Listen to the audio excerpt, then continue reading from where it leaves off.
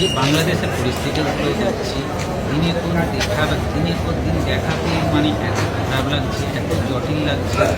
এইরকমভাবে একটা মেয়ে মানুষকে এমনভাবে বেঁধে রেখেছে, যেটা আমি তোমাদের মাঝখানে আমি শেয়ার করবো। দেখবে সেই যেই হোক, অন্যায় তো কিছু করেনি, ভুল তো করেনি।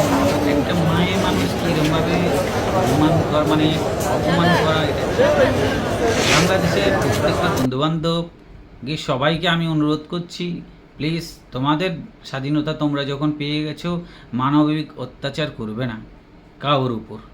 আমি প্রায় দেখছি আমাদের হিন্দু নির্যাতন হয়, তাও আমরা কিছু বলি না, কিন্তু এখন দেখছি পুরো টোটালে খুব বেশি হয়ে গেছে। তবে বন্ধুবান্ধব সবাই একটাই কথা মনে রাখবে, যদি আমাদের হিন্দুদের জনসংখ্যা যত কমে যাবে, তত হয়তো তোমাদের থেকে আমাদের এই যে হাসি মুখের কথাগুলো হয়তো অনেক দূরে হয়ে যাবে।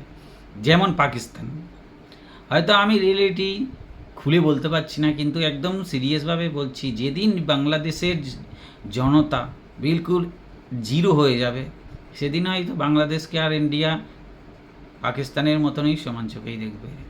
তার মানে বুঝতেই পারছো। তার আগে কিছু কিছু লোক আছে যে বড় বড় কথা বলে, তাদেরকেও বলছি, লোকেশন থেকে সার্চ করে ম্যাপটা দেখে নিস ভারত আর বাংলাদেশের আয়তনটা কত, সেই হিসাবে তোমরা কথা বলবেন।